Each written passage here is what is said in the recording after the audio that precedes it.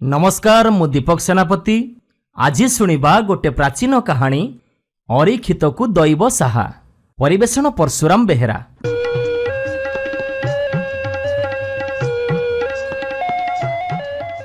गोटिए बोली पुओ ना तार संजय।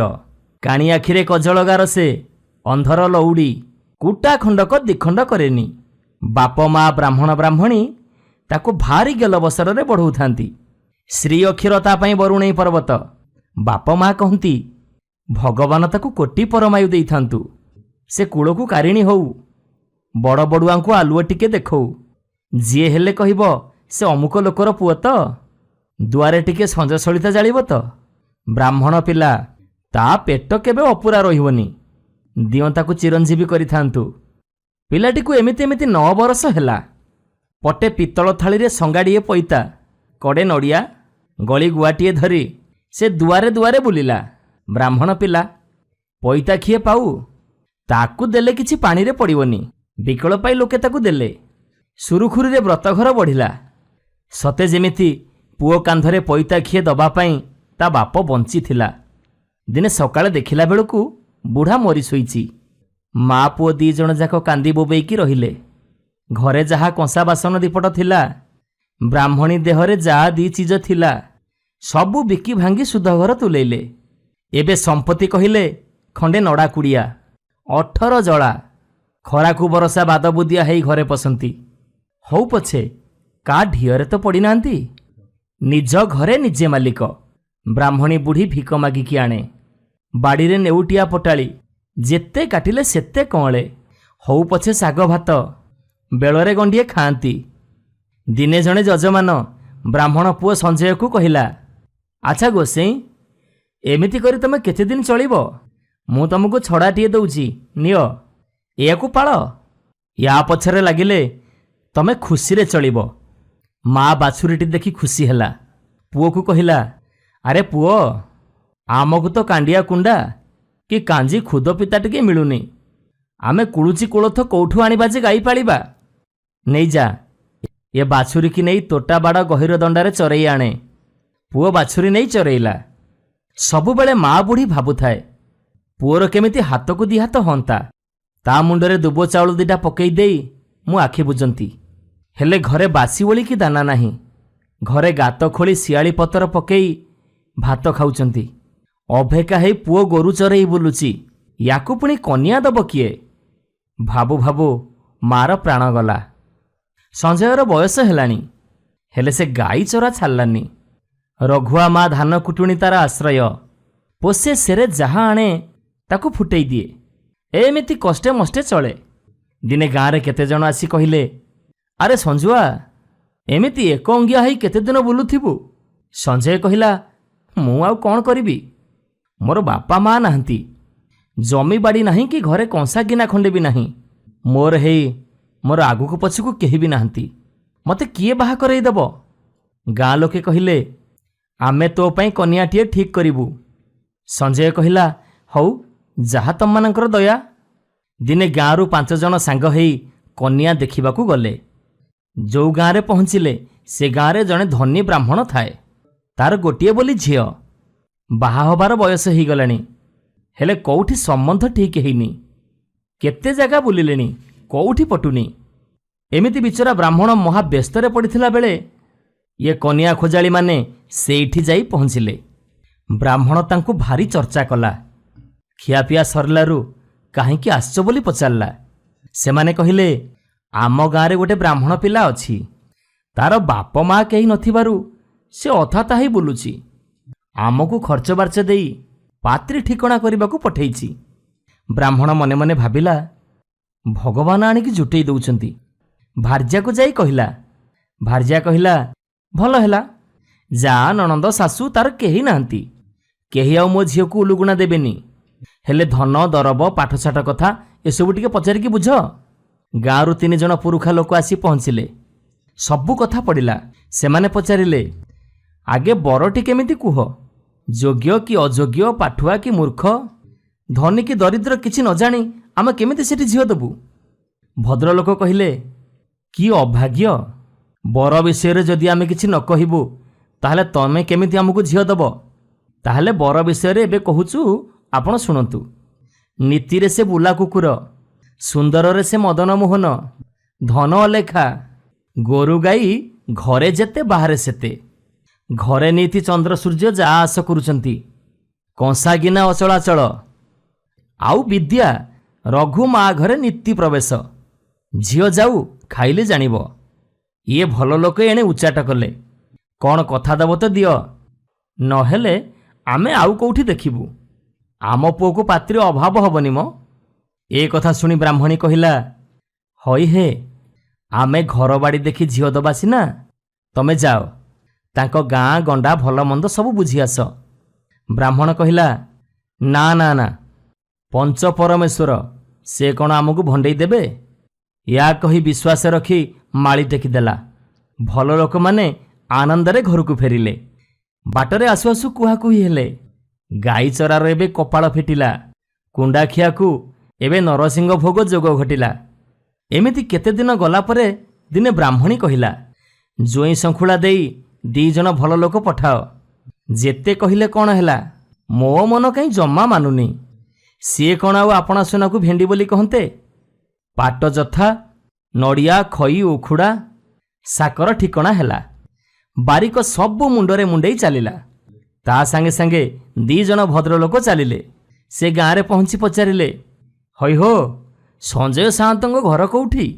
ସମସ୍ତେ ଦେଖେଇ ଦେଲେ। ମଲା ମଲା, ଏମିତି ଘର ତାର? ଏମାନେ ସବୁ ତାଜୁବ ହେଇଗଲେ। ଭୂଇଁ ଛୁଆଁ ଚାଳ, ସେଥିରେ ପୁଣି ସହସ୍ର ଜଳା, ଦାଣ୍ଡ ଘର ଗୁହାଳ, ସେଥିରେ ପୁଣି ଗାଈଟେ ସମ୍ଭଉନି ଯେ, ଘରେ ଅଧେ ପଦାରେ ଅଧେ। ଘରକୁ ପଶିକି ଦେଖିଲେ ଜୋଇଁ ପୁଅ ଗାତ ଖୋଳି ତା ଭିତରେ ଶିଆଳି ପତ୍ର ପକେଇକି ହାମ୍ପୁଡ଼ୁଛି। ଘରେ କୁଣ୍ଡା ପଥୁରୀ ଖଣ୍ଡେ ବି ନାହିଁ। 4 କଣ ଓଳେଇ ଆଣିଲେ କାଣି କଉଡ଼ି ଟିକକର ଜିନିଷ ବି ପାଇବନି। ଇଏ ଭଲ ଲୋକଙ୍କ ମୁହଁ ସବୁ ବଙ୍କା ହେଇଗଲା। ଜୋଇଁ ପୁଅ ସେମିତି ଯାଉ ହାମ୍ପୁଡ଼ୁଥାନ୍ତି। ମାନ ନାହିଁ କି ମର୍ଯ୍ୟାଦା ବି ନାହିଁ। ବାଲୁ ବାଲୁ କରି ଚାହିଁଛନ୍ତି। ଏତିକି ବେଳେ ସେ ଗାଁ ଭଲ ଲୋକ ଜଣେ ଆସି କହିଲା, କିରେ ନମସ୍କାର କରୁନୁ, ଇଏ ପୁରା ତ ଶ୍ୱଶୁର ଗାଁ ଲୋକ। ଜୋଇଁ ଆସି ନମସ୍କାର ହେଲେ। କିଏ ଅବା ତା ରୂପର ଉପମା ଦେବେ? ବସନ୍ତ ମୁହାଁକୁ ଉପମା ଚଟୁ, କାମ କାକରା ଛଣା ଜାଲି ଚଟୁ। ରୂପ ତ ହାଣ୍ଡି କଳା, ତା ଦେହରେ ପୁଣି ବସନ୍ତ ମୁହଁ, ତହିଁକି ଭେକ ବୋଲି କରିଆ ଖଣ୍ଡେ, ତା ଦେହରେ ପୁଣି ନେଡ଼ି ବହଳର ମଳି ବସିଛି। କୁଣିଆ କହିଲେ, ହଇ ହେ, ଇଏ କି ଜୁଆ ଚୋରି, ତମେ ଆମକୁ କେମିତି ଠକେଇ ଦେଲ କାହିଁକି? ଭଲ ଲୋକ କହିଲେ, ଆରେ ଆରେ, ଆମେ କ'ଣ ଆପଣଙ୍କୁ ଠକେଇଛୁ? ତମର ଝିଅ ବାହା ହବ, ଆମର ସେଥିରେ ଯାଇ ଆସେ କେତେ? ଆମେ ଯାହା କହିଛୁ ଅକ୍ଷର ଅକ୍ଷରେ ସତ, ପରୀକ୍ଷା କରୁନ। ବର ନୀତିରେ ବୁଲା କୁକୁର, ଦିନଯାକ ଗାଈ ଚରେଇ ବିଲବଣ ବୁଲୁଥାଏ, ସଞ୍ଜବେଳକୁ ଗାଈ ନେଇକି ଘରକୁ ଆସେ। ଆଉ ସୁନ୍ଦରରେ ମଦନ ମୋହନ, ମାନେ ମଦନ ମୋହନ କହିଲେ କୃଷ୍ଣ, କୃଷ୍ଣ ତ କଳା, ଆଉ ତମ ଜୋଇଁ ବି କଳା। ଆଉ ଧନ ହେଉଛି ଅଲେଖା। ହଇ ହେ, ଧନ ଥିଲେ ସିନା ଆମେ ଲେଖିଥାନ୍ତୁ, କିଛି ତ ନାହିଁ, ଆଉ ଲେଖିବୁ କ'ଣ? ଆଉ ଗୋରୁ ଗାଈ ଘରେ ଯେତେ ବାହାରେ ସେତେ। ତମେ ନିଜ ଆଖିରେ ଦେଖୁନ, ଏଇଟା ସତ କି ମିଛ? ଗାଈ ଘରେ ବନ୍ଧା ହେଇଛି ଯେ, 40 ସେପଟ ବାହାରକୁ ଅଧେ ରହିଛି। ଆଉ କଂସା ଗିନା ଅଚଳାଚଳ। ଜୋଇଁ ପୁଅ ଗାତ ଖୋଳି ଭାତ ଖାଉଛନ୍ତି, ଆଉ ଗୃହରେ ଚନ୍ଦ୍ର ସୂର୍ଯ୍ୟ ଯା ଆସ କରୁଛନ୍ତି। ମାନେ ଚାଳରେ ତ ଖିଏ ନଡ଼ା ନାହିଁ। ଆପଣ ନିଜ ଆଖିରେ ଦେଖୁଛନ୍ତି ତ, ନୀତି ଖରା ପଡ଼ୁଛି, ଜହ୍ନ ବି ପଡ଼ୁଛି। ଆଉ ବାକି ରହିଲା ବିଦ୍ୟା କଥା। ରଘୁମା ଘରେ ନିତ୍ୟ ପ୍ରବେଶ। ବୁଝିଲେ, ଧାନ କୁଟୁଣୀ ରଘୁମା ପାଇଁ ସେ ଚଳେ। ଆଉ ଝିଅ ଯାଉ ଖାଇଲେ ଜାଣିବ। ଏଇ ଦେଖିଲେ ତ ଜୋଇଁ ପୁଅ କେମିତି ଯାଉ ହାମ୍ପୁଡ଼ୁଛନ୍ତି। ଆପଣଙ୍କ ଝିଅ ଆସି ଯାଉ ଖାଇଲେ ବଳେ ଜାଣିପାରିବେନି? ଏବେ କହୁନାହାନ୍ତି, ଆମେ ଆପଣଙ୍କୁ କ'ଣ ମିଛ କଥା କହିଛୁ? ଏ ଗାଁର ଭଦ୍ରଲୋକଙ୍କ ଚାତର ଶୁଣି ସେ ଗାଁ କୁଣିଆ ଯାକ ବାହୁଡ଼ି ଯାଇ ସବୁ କଥା କହିଲେ। ବାପ ମା ଶୁଣିକି କାବା କାଠ। ମା ନାହିଁ କଲା, ଆମେ ସେଠି ଝିଅ ଦେବୁନି। ବାପା କହିଲା, ମୁଁ ତ ମାଳି ଟେକିକି ସତ୍ୟ କରିଛି, ଅସତ୍ୟ ହେବି? ମୋ ଝିଅକୁ ମୁଁ ବରପୁରୁବା କରିବିନି। ତାପରେ ସେ ସେଇଠି ଝିଅକୁ ବାହା ଦେଇ ଜୋଇଁ ନାଁରେ ଅଧେ ସମ୍ପତ୍ତି ବାଡ଼ି ଲେଖିଦେଲା। ସଞ୍ଜୟକୁ ଆଣି ଘରେ ରଖିଲା। ଏବେ ଗାଈ ଜଗା ପିଲା ସଞ୍ଜୟ ଆଉ ବ୍ରାହ୍ମଣ ଝିଅ ମହା ସୁଖରେ ରହିଲେ। नमस्कार मु दीपक सेनापति। आज शुणिबा गोटे प्राचीन कहानी टिप्पा असुर कथा। परिवेषण परशुराम बेहेरा।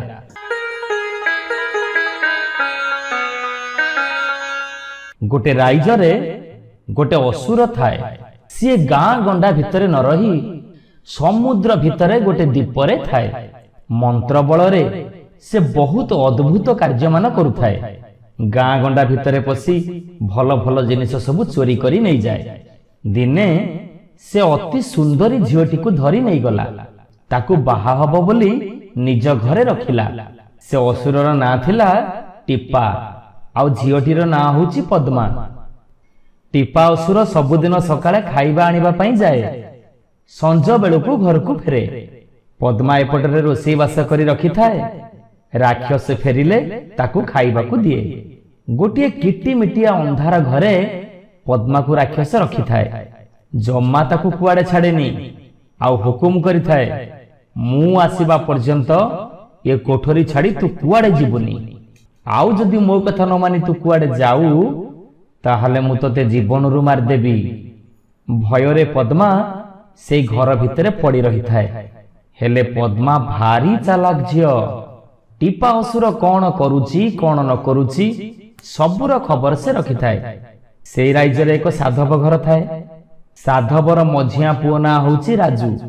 साधव घरे तो बोईत बणिज थाए। समुद्र भितरे 50 कि 100 जहाज जीवा आसीबा करुथांती। लंका को भी जहाज जीवा आसीबा करुथाए। दिने राजू गोटे बड़ जहाज रे बसी लंका को जाउथाए। एतिकी बेले भारी झड़ी बरसा हैला। बतास भी बहिला। जहाजटी सेठी बुड़ी गला। जेते नाउरी थिले समस्ते पानी रे बुड़ी मले। केवल राजू पहरी पहरी असुर थिबा दीपरे लागिला। राजू दीपरे पहुंची देखिला सेठी जम्मा घर दुआर नाही। मणिषटीए भी कोठी देखा जाउ नांती। इयाडे ताको भारी भोक। बेल आसी बुड़ीबाकू बसिलानी। एतिकी बेले टिप्पा असुर ता घर को फेरुथाए। ताकू मणिष गंध हैला। भाबिला एठिकी निश्चय कोठु गोटे मणिष आसीची। गंध जो आड़ू आसुथिला से सेई आड़ू को जाऊ जाऊ बाटरे राजू को भेटिला। राजू राक्षस को देखि आश्चर्य हो गला। आखि आगरे राक्षस को देखि राजू पूरा छानिया हो गला। सी भाबिला एइथर मो जीवन निश्चय जीव आउ रक्षा नाही। समुद्र रे बुड़ी न मरी बंचिली जे राक्षस हातरे मल्ली। एतिकी बेले राक्षस कहिला, किरे तू तो मनीषटा ए दीप को कहीं आसु। राजू टिके बुद्धि खटई कहिला, आम देश रे किछि खाइबा को मिलुनी। मु चाकरी खोजिबा पई आसी। तमरी पाखरे चाकरी खंडे करिबी। चाकरी करिबा कथा सुनी टिप्पा असुर भारी खुशी हे गला। कहिला, हौ हौ हौ ताहले तुम सांगरे आ। राजू को सांगरे नेई टिप्पा असुर घर को गला। घरे पहुंची राजू को खाइबा को देला। रहिबा को भी घर देला। आउ कहिला, खबरदार ए घर छड़ा तू आउ कोठी की जीवनी। आउ जदि कोठी की जाऊ मु तो जीवन नहीं जीवी। पद्मा को केही जेमिति न देखू एई इच्छाटा राक्षसर थाए। सेइथि पई राजू केमिति तागिद करी कहिला। राजू खाई पी की राति रे सोइला। टिप्पा असुर भाबिला, एबे काई की टोकाटा को मारिबी। न खाई न पी सुखी की काठ परी हेइची। एठी रही टिके खाई पी मोटा हे गले ता दिहरे मांस लागी गले मांस बेसी हबो आउ खाइबा को भी मीठा लागिबो। आउ किछि दिन जाऊ। से दिन राति पाई सकाळ हैला। राजू को डाकी टिप्पा असुर कहिला, मु बुलिबाकू जाउची। मो घोड़ा शालटाकू तू सफा करिथिबु। एतिकी हैला तोर काम। राजू कहिला, हौ ठीक अछि। तापरे टिप्पा असुर बुलिबाकू गला। राति रे तो राजू आसी असुर घरे पहुंचीची। ई घर कोठी कोन अछि से किछि देखिनी। घोड़ाशाल भी से केमिति देखिबो। एणु से गोटी गोटी घर सब देखुथाए। घोड़ाशाल खोजुथाए। असुरर तो बहुत बखरा घर। गोटे बखरा भितरे गोटे लुहा कढ़ई थुआ होइथाए। सेथिरे पानी टकमक होई फुटुथाए। चुल्ली नाही कि निया भी नाही। राजू एई घटना देखि पूरा अबाक हो गला। कढ़ई चारिपटे बुली तळकू उपरकू चाहि सबु तनखी गला। तेबे भी चुल्ली की निया से कोउठी पाइलानी। राजूर मुंडरू बालटीए उड़ी कड़ई भितर पड़गला। संगे संगे से बालटी सुना तार खंडे ही गला। ଏ କଥା ଦେଖି ରାଜୁ ଆଶ୍ଚର୍ଯ୍ୟ ହେଇଗଲା। ତାପରେ ଦେଖିଲା ସେଇ ଗମ୍ଭୀରା ଭିତରେ ଆଉ ଦିଟା ପାଣି କଡ଼େଇ ବି ଫୁଟୁଛି। ସେଥିରେ ବି ସେ ଦିଟା ବାଳ ଉପାଡ଼ି ଫୋପାଡ଼ି ଦେଲା। ଗୋଟିକରେ ରୂପା ଆଉ ଗୋଟିକରେ ତମ୍ବା ହେଇଗଲା। ଆଉ ଗୋଟିଏ ଗମ୍ଭୀରା ଦୁଆର ଦିଆ ହେଇଛି। କବାଟରେ ଗୋଟେ ଛୋଟ କଣା ଥାଏ। ସେଇ କଣା ବାଟେ ଅନେଇ ରାଜୁ ଦେଖିଲା ସେଇ ଘରେ ସୁନ୍ଦରୀ ଝିଅଟିଏ ବସିଛି। ଚୁଲି ଲାଗିଛି, ରନ୍ଧା ହଉଛି। ଏଠି ମଣିଷ ଥିବାର ଦେଖି ରାଜୁ ମନରେ ଟିକେ ସାହସ ହେଲା। ସେ ଧୀରେ ଧୀରେ କବାଟରେ ହାତ ମାରି ଡାକିଲା, ଘର ଭିତରେ କିଏ ଅଛ? କବାଟ ଖୋଲ। ପଦ୍ମା ତ ଏ ଦୀପକୁ ଆସିବା ଦିନଠାରୁ କେବେ ମଣିଷ ସ୍ୱର ଶୁଣିନି। ରାଜୁର ଡାକ ଶୁଣି ଚଟକିନି କବାଟକୁ ଖୋଲିଦେଲା। ଦୁହେଁ ପଚରା ପଚରି ହେଇ ଚିହ୍ନା ଚିହ୍ନି ହେଲେ। ରାଜୁ କହିଲା, ତମେ ମତେ ବାଟ ବତେଇ ଦିଅ, ମୁଁ ଏଠୁ କେମିତି ବଞ୍ଚିବି। ହଉ, ମତେ ବାହା ହବ ବୋଲି ପ୍ରତିଜ୍ଞା କର, ତାହେଲେ ଯାଇ ମୁଁ ବାଟ ବତେଇ ଦେବି। ଟିପା ଅସୁର କହୁଛି ମତେ ସେ ବାହା ହବ। ମୁଁ ସମୁଦ୍ର ଭିତରେ ବୁଡ଼ି ମରିବି ପଛେ ତାକୁ କେବେ ବାହା ହେବିନି। ରାଜୁ କହିଲା, ହଉ, ମୁଁ ପ୍ରତିଜ୍ଞା କରୁଛି ତମକୁ ହିଁ ବାହା ହେବି। ରାକ୍ଷସ ତା ଘୋଡ଼ାଶାଳ ସଫା କରିବା ପାଇଁ ରାଜୁକୁ କହିଛି ବୋଲି ରାଜୁ ପଦ୍ମାକୁ କହିଲା। ପଦ୍ମା କହିଲା, ଏ କାମଟା ଏତେ ସହଜ ବୋଲି ତମେ ଭାବନି। ଅସୁର ମାୟାରେ ଏ କାମ କେବେ ସରିବନି। ତମେ ଯେତେ ମଇଳା ନେଇ ଜମଉଥବ ସେତିକି ବେଶୀ ବେଶୀ ମଇଳା ହଉଥିବ। ମଇଳାକୁ କୁଢ଼ କରି ରଖି ତା ଉପରେ ହାତ ବୁଲେଇ ଦେବ ଯେ ସବୁ ପାଉଁଶ ହେଇ ପବନରେ ଉଡ଼ିଯିବ। ପଦ୍ମାର କଥା ଅନୁସାରେ ରାଜୁ ଠିକ୍ ସେମିତି କଲା। ଅଳିଆ ଯାକ ପାଉଁଶ ହେଇ ଉଡ଼ିଗଲା। ସନ୍ଧ୍ୟା ବେଳକୁ ଟିପା ଘରକୁ ଫେରିଲା। ଘୋଡ଼ାଶାଳ ସଫା ହେଇଥିବା ଦେଖି ଆଶ୍ଚର୍ଯ୍ୟ ହେଇଗଲା। କହିଲା, ହଉ ହଉ, ଦେଖିବା କଣ ହଉଛି। ଆଉ ଗୋଟିଏ କଷ୍ଟ କାମ ତାକୁ ଦେବି। ତହିଁଆର ଦିନ ରାଜୁକୁ ରାକ୍ଷସ କହିଲା, ମୋ ଘୋଡ଼ାଟା ସେ ପାହାଡ଼ ପାଖରେ ଚରୁଛି, ତାକୁ ଆଣି ତୁ ଶାଳରେ ବାନ୍ଧିବୁ। ଏତିକି କହି ରାକ୍ଷସ ବାହାରକୁ ଗଲା। ରାଜୁ ଭାବିଲା, ଏଇଟା ଗୋଟା କି କାମ ଯେ ଘଣ୍ଟାକ ଭିତରେ ମୁଁ କରିକି ଥୋଇଦେବି। ଏମିତି ଭାବି ଘୋଡ଼ାକୁ ଆଣିବ ବୋଲି ଘରୁ ବାହାରୁଛି ତ ପଦ୍ମା ପଛରୁ ଡାକି ପଚାରିଲା, କି ହୋ, ଆଜି ପୁଣି ତମକୁ କୋଉ କାମ ଦେଇଛି ସେ ଟିପା ଅସୁର? ରାଜୁ ସବୁ କହିଦେଲା। ପଦ୍ମା କହିଲା, ତମେ ଯାହା କରିବ ମତେ ପଚାରିକି କରିବ। ଇଏ ହେଲା ଅସୁରପୁରୀ, ସବୁ କଥାରେ ମାୟା। ଏଇ କାମଟା ବି ବହୁତ ବଡ଼ କଷ୍ଟ। ଯୋଉ ଘୋଡ଼ା କଥା ଟିପା ଅସୁର ତମକୁ କହିଛି, ସିଏ ଏକ ଅସାଧାରଣ ଜନ୍ତୁ। ସେ ଘୋଡ଼ା ଶୂନ୍ୟ ମାର୍ଗରେ ଉଡୁଛି। ତା ଆଖିରୁ, ନାକରୁ, ମୁହଁରୁ ସବୁବେଳେ ନିଆଁ ବାହାରେ। ତମକୁ ଦେଖିଲେ ସେ ଦୌଡ଼ି ଆସିବ। ସେଇ ନିଆଁରେ ତମେ ଜଳି ପୋଡ଼ିଯିବ। ଏଇ ପତରଟି ମୁଁ ତମକୁ ଦଉଛି, ନିଅ। ଘୋଡ଼ା ଯେତେବେଳେ ତମ ପାଖକୁ ଦୌଡ଼ି ଆସିବ ତମେ ଏ ପତରଟି ତାକୁ ଦେଖେଇ ଦବ। ସେ ତମର ଆଉ କିଛି ଅନିଷ୍ଟ କରିବନି। ରାଜୁ ପତରଟି ହାତରେ ଧରି ପାହାଡ଼ ପାଖକୁ ଗଲା। ଘୋଡ଼ା ତାକୁ ଦେଖି ଶୂନ୍ୟ ମାର୍ଗରେ ଦୌଡ଼ି ଆସିଲା। ରାଜୁ ସାଙ୍ଗେ ସାଙ୍ଗେ ପତରଟି ଦେଖେଇ ଦେଲା। ଏଥର ଘୋଡ଼ା ଆଖିରୁ, ପାଟିରୁ, ନାକରୁ ଯୋଉ ନିଆଁ ବାହାରୁଥିଲା ସେସବୁ ବନ୍ଦ ହେଇଗଲା।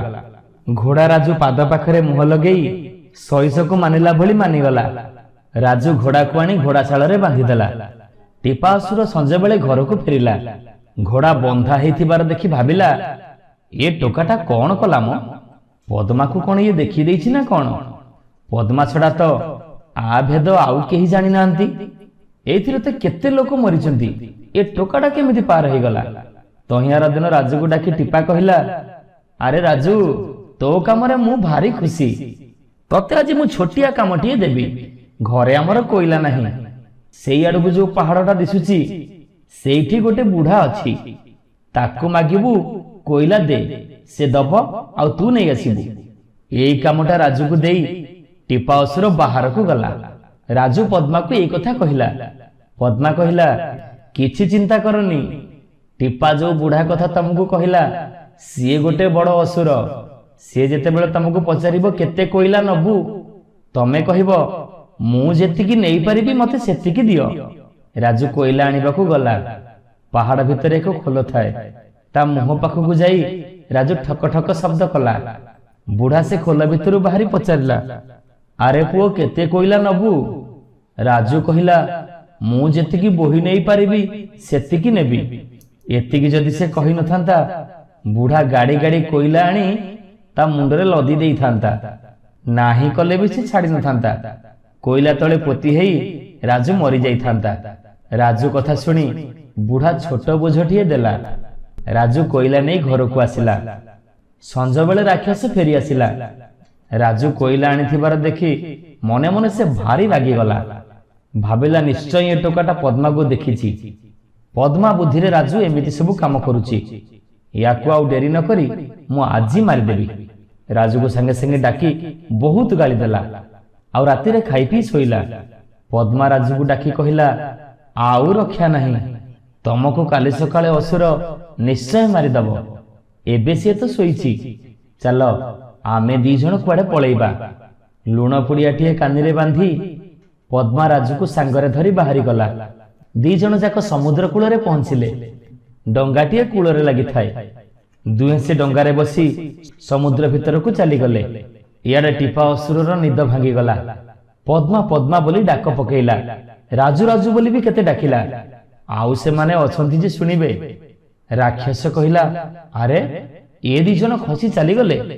ସେଜରୁ ଉଠି ସେ ସମୁଦ୍ର କୂଳକୁ ଦୌଡ଼ିଲା। ଡଙ୍ଗାରେ ଦି ଜଣ ଯାକ ଭାସି ଯାଉଥିବାର ଦେଖି ସେ କଣ ଗୋଟେ ମନ୍ତ୍ର କହିଦେଲା ଯେ ସମୁଦ୍ର ପାଣି ସବୁ ଶୁଖିଗଲା। ପଦ୍ମା କଣ କଲା ନା ଲୁଣ ପୁଡ଼ିଆରୁ ମୁଠାଏ ଲୁଣ ଧରି ମନ୍ତ୍ର ପଢି ରାକ୍ଷସ ଆଡକୁ ଫୋପାଡ଼ି ଦେଲା। ରାକ୍ଷସ ଆସୁଥିବା ବାଟରେ ସାଙ୍ଗେ ସାଙ୍ଗେ ଗୋଟେ ଲୁଣ ପାହାଡ ହେଇଗଲା। ଅସୁର ମାନେ ତ ଲୁଣକୁ ଦେଖିଲେ ଡରନ୍ତି। ଅସୁର ଆଉ ଜମା ଆଗକୁ ଯାଇପାରିଲାନି।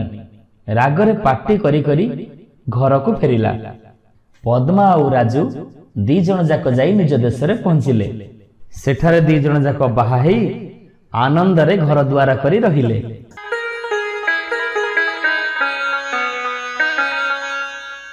ନମସ୍କାର ଶ୍ରୋତା ବନ୍ଧୁ, ଯଦି ଆପଣମାନଙ୍କୁ ଆମ ଗପ ଭଲ ଲାଗୁଥାଏ, ଆପଣଙ୍କ ମନକୁ ଛୁଉଁଥାଏ, ତେବେ ଲାଇକ୍ କରନ୍ତୁ, ସବସ୍କ୍ରାଇବ୍ କରନ୍ତୁ।